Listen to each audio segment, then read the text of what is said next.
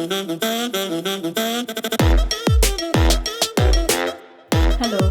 you're much welcome to the first edition of the Nile Girls Forum and Peer Pals podcast.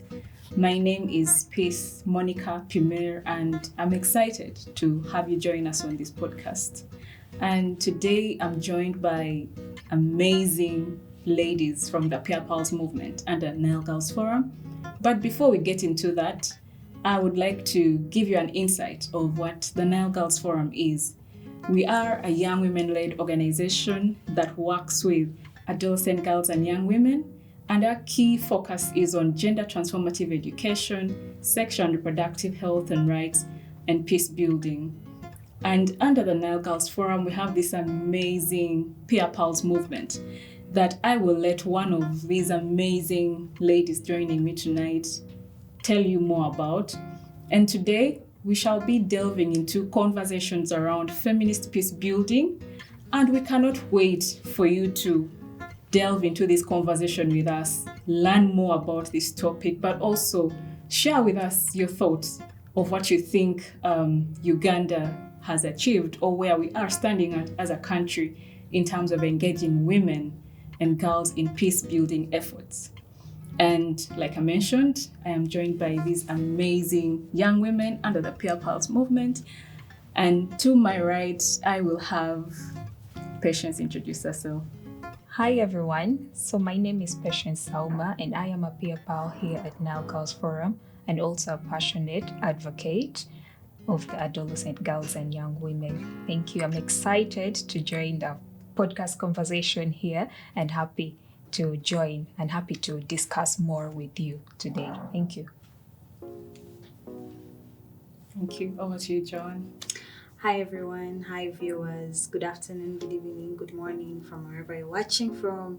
My name is Joanne Atayre. I'm an advocate for the rights of girls and young women, and I am also a peer pal under the Peer Pals movement of Nile Girls Forum, and I am very much excited to be on our very first episode for our podcast. Yeah.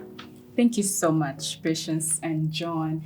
And just right next into the conversation, could you please share with us more about the Peer Pals movement? It's quite a privilege. But one, maybe I would start with telling our viewers of how amazing it is to actually put in efforts in empowering young girls and women. And Nile Girls Forum has really been ahead in doing this through the Peer Pals movement.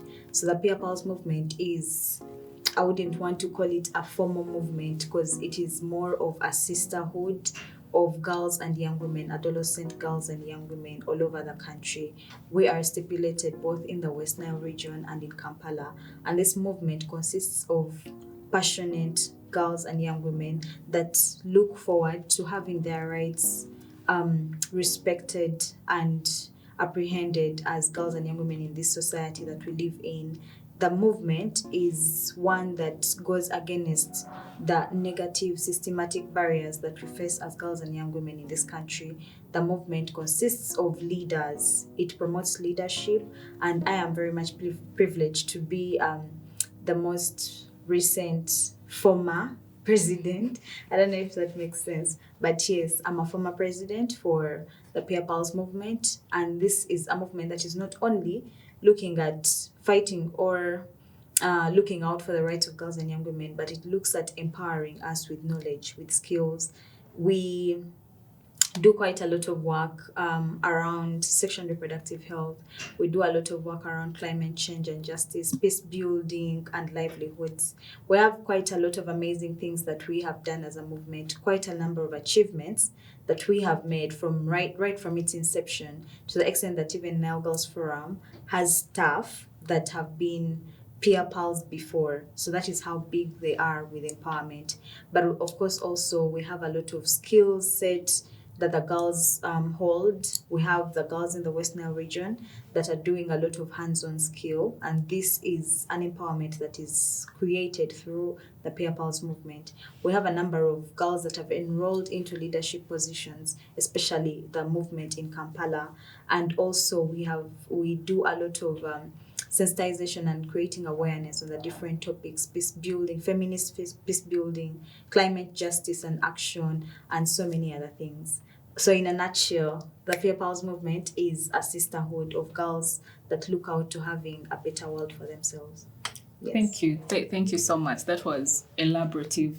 And I do hope that you who is watching and listening out there, you now have a picture of what this movement is about, but also what Nile Girls Forum is. And we're really excited to have you on our first edition of this podcast. And our conversation today is about feminist peace building. I mean, it's not even just about, that moment of having calm or quiet. The fact that I'm peace, I always say I need to be the biggest ambassador of peace building. Yeah. And for us to have this conversation, I really love to appreciate the East Africa Feminist Peace Project, and for also equipping and supporting us to reach out to these girls and young women that we work with, to nurture the importance of having peace in our homes. And to kickstart this conversation, it's also important for us to really recognize that Uganda is now working on the fourth National Action Plan on Women, Peace and Security. And what a timely moment we have to talk about this. And for you, the viewers out there, and also to my panelists here today, starting off with Patience, I would just love to have an understanding when you talk about peace. What is that one thing that comes to your mind? Because I do believe that we have young women out there and it's their first time, listening and hearing that, there's something called peace building. What does peace in its sense, what does it mean to you? So peace is a very small word that actually carries something that is various in between. To me, peace, I can say, is when there is an absence of conflicts, a situation where people respect each other and then they continue to relate in an understanding way. So that is how I can perceive peace. It is small, but it actually, when it is absent, then people get involved with a lot of challenges and misunderstandings. So that is how I can understand peace. Yeah, thank you so much. I would also love to get an understanding from Joanne. What's for you? What does peace mean to you? Yeah, just like Patience has said, I really do also believe that peace might sound like a small word. I mean, it's just a 5-letter word, but then it carries a lot of magnitude. It might seem a bit silent, but then it's really so heavy when it comes to actions.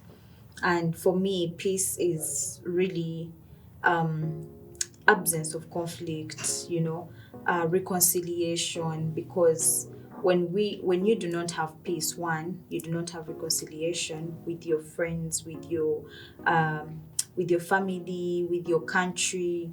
And there is this common term, especially on TikTok: enemy of progress, enemy of peace. So when you're an enemy of peace, then you're the one that brings about the conflict.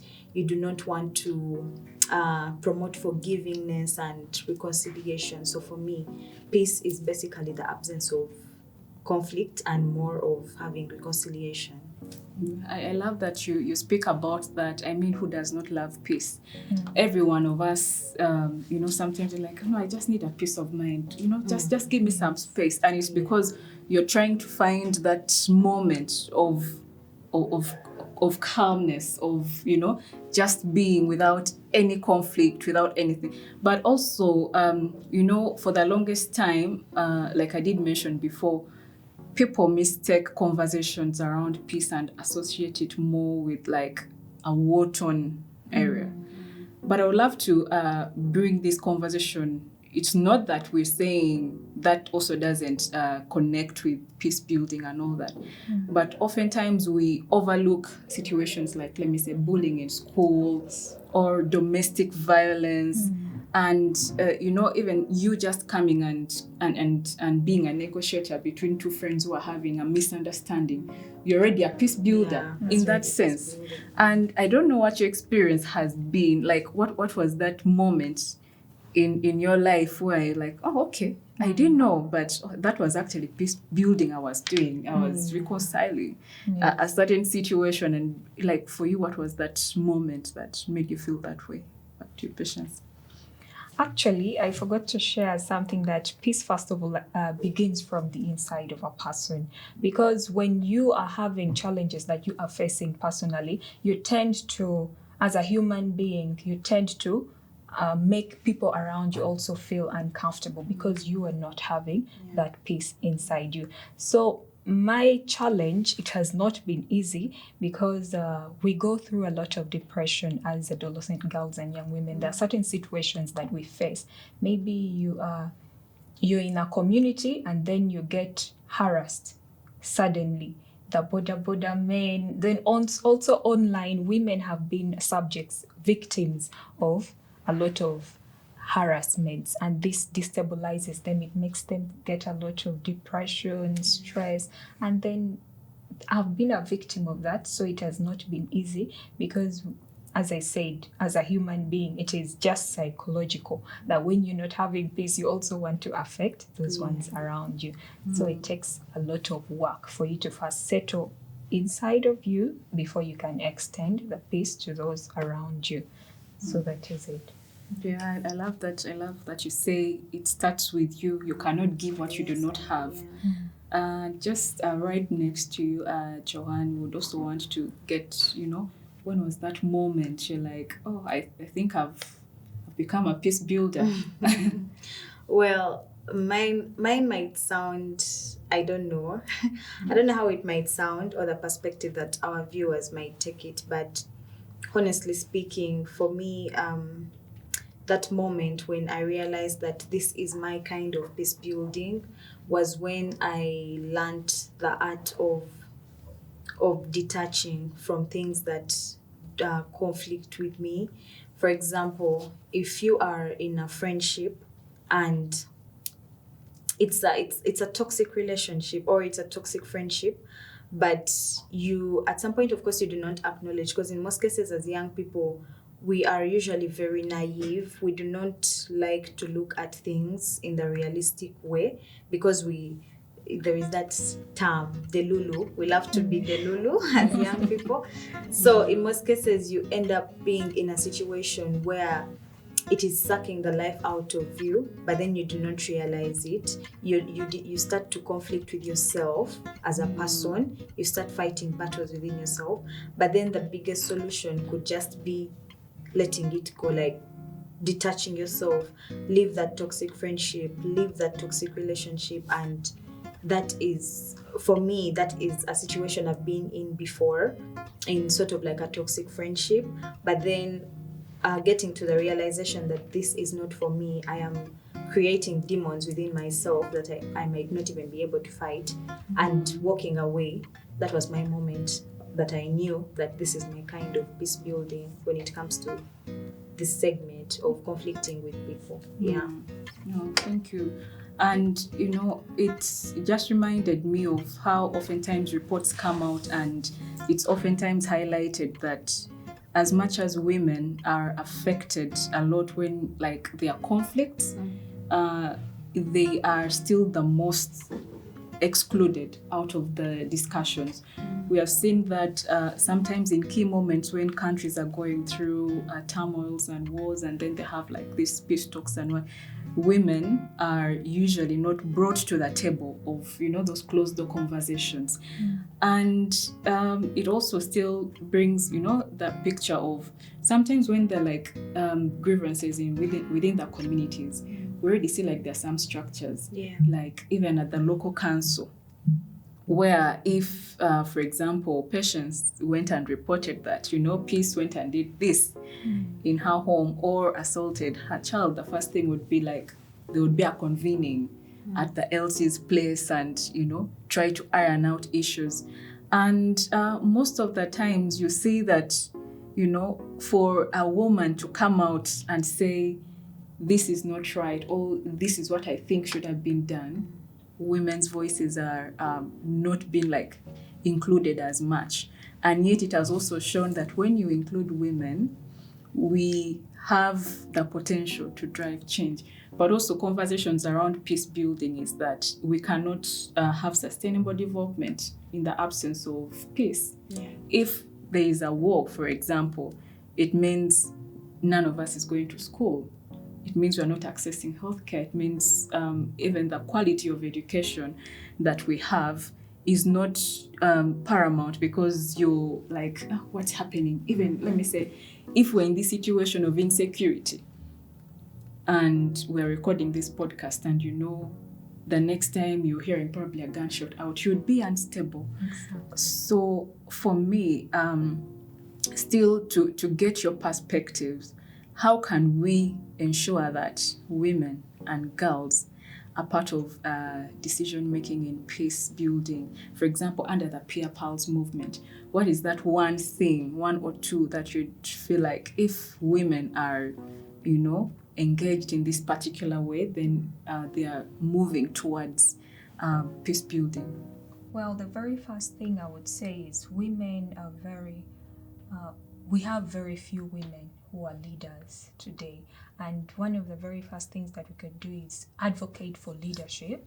And as Nile Girls Forum and Peer Pals movement, we always have a safe space whereby we elevate our voices, we speak to each other. We even, our Nile Girl Forum ED and the other colleagues usually brings for us trainers to train us to be able to speak and elaborate our voices. And they also create for us safe spaces where we can air out our voices. We speak what hurts us in our hearts so that we can be able to solve it as a team. Yeah. And I feel like that is one of the things that we can do, creating a safe space for leadership and training these women in leadership skills so that they can be able to represent themselves and advocate for peace better. Oh, awesome. What you, John? Sure. Yeah, so that was a very interesting one, and considering our societies and our traditions and the things we have grown up knowing, is that in most cases, I'll just start from the smallest unit, the family unit. In most cases, they always tell us that a woman is like the backbone, the pillar of a strengthened family. When you see a family that is really proper, the dad is there, the mom, the children are well behaved, they are being groomed so well, 95% of the efforts are from the woman. So then it beats my understanding of the fact that women are excluded in roundtable discussions that are speaking to peace. Women are literally the ambassadors of peace. Yes. A woman can destroy a nation and a woman can build a nation, because of course nations are birthed by women. But then I think also at some point it also clicks back to how empowered are we as girls and young women? How empowered are we to actually sit on these roundtable discussions? How empowered are we that we can get into a room and speak and actually get the attention that we deserve?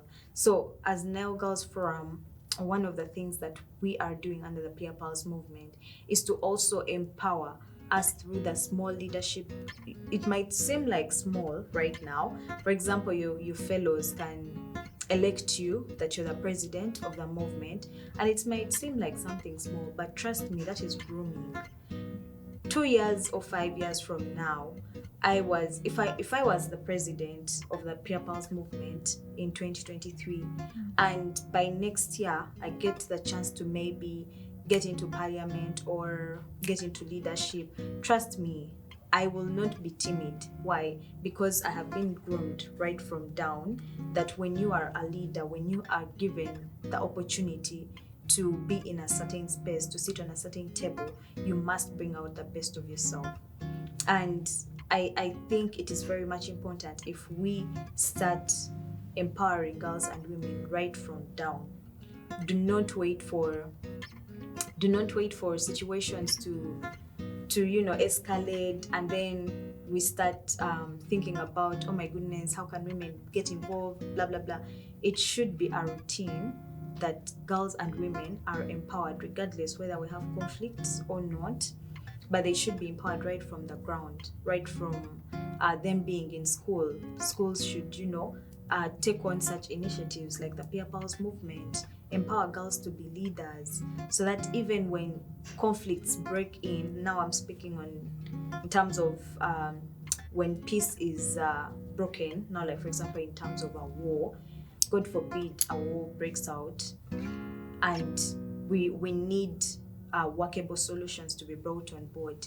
We need women that can actually speak, women that can actually bring solutions. So I really think what should be done is let us empower women from the smallest initiatives that we can, right from the ground. Yeah. Thank you so much, Johan, and thank you so much, Patience. And really, this is a conversation that we can keep on having, and it keeps going on and on, because peace is a conversation you cannot say, no, for me, I'm okay. I don't have, 1 minute you're peaceful, the other moment someone else is trying to take away your joy, trying to take away your peace. And for us to address that, we really need to recognize that conflict has a ripple effect. Yes. You can have an issue when you've woken up in your home, something has happened in the home. You go to work with that unresolved conflict, and then you release it to another co-worker, and then it keeps on. So it's really very important that we keep on having these conversations, and spaces like the East Africa Feminist Peace Project that the Peer Pals movement is actively participating in is one of the things that I would say anyone out there needs to take up. Even if this particular project, for example, is not in your community, can you create your own peace clubs? I remember when we were in school, there would be like a peace club. There would be even just a moment where the entire family sits together and you have a conversation. Like, when was the last time you just sat? Yes, have like a fireplace and then just talk about all these amazing things. And in those moments, when your bond is created, the chances are very minimal that conflicts arise. Yeah. But it's because we have issues that we keep on building up, and unfortunately it can become something that moves on to the next generation, because of late we have parents who are not talking to the other person's parent, and then if we are siblings, then cousins and what, because my mom doesn't talk to your mom, so I won't. Yeah. And that is how countries in the end up having conflicts. Even look at the story of like Gipiria and Labong. These were brothers, but before you knew it, someone now had to cut the other person's child's, I think, belly to remove.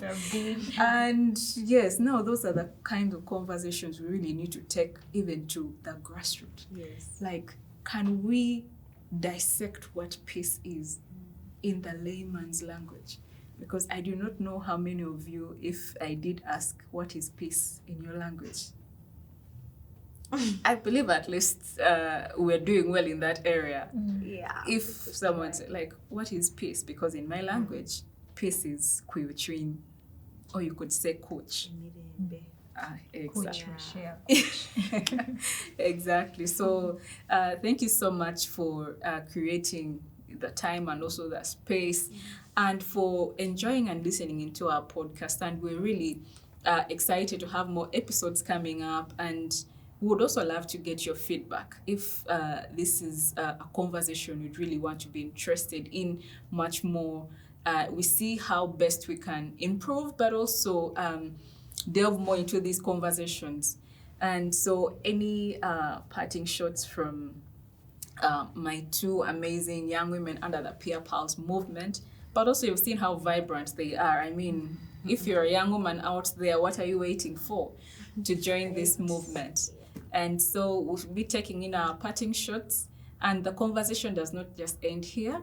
So I would love to start off with Joanne to give in her parting shots, and then Patience.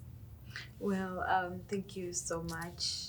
This has been really a very lovely discussion, and I know more are yet to come. This is a conversation that can take the whole day. But of course, for me, one thing I would really encourage all those that are out there, especially people that are so passionate about having peace. You don't even need to be actually passionate. As long as you're a peace lover, do something that you know is going to contribute to the peace. If you are in school and you know you have bullies in your school, try to come up with probably a peace club. Try to come up with a movement that is anti-bullying. Try to do something that goes against the vices that can contribute to major conflicts in our society. And trust me, your efforts will not go without leaving an impact. Yeah. But otherwise, thank you, and very excited for the next episode. Thank you. Well, thank you so much, Peace and Johan, for that wonderful elaboration. Well, to me, peace will start with me and you who is watching us, because when you are having peace inside of you, when you are feeling at peace, is there any other word that you can use to, to bring it out? When you are calm, you have that calmness inside, there is nothing that is affecting you, then that means that everyone around you will also feel safe, because that negative energy is not going to affect you. So you, as you, find a place where you can feel that calmness with yourself before you associate with others, because it will help you better to speak unto others and overcome the challenges, the conflicts, or anything else that can destabilize peace. So it all begins with you and me. Let us go and advocate for peace in our societies, in the people around us, and advocate for feminist peace building, a free world where there is no violence, and then we can easily associate both men and women. We are all created in the image of God and we deserve to be happy. Thank you so much. Thank you so much, our panelists, and thank you so much to our viewers and listening for being part of this discussion.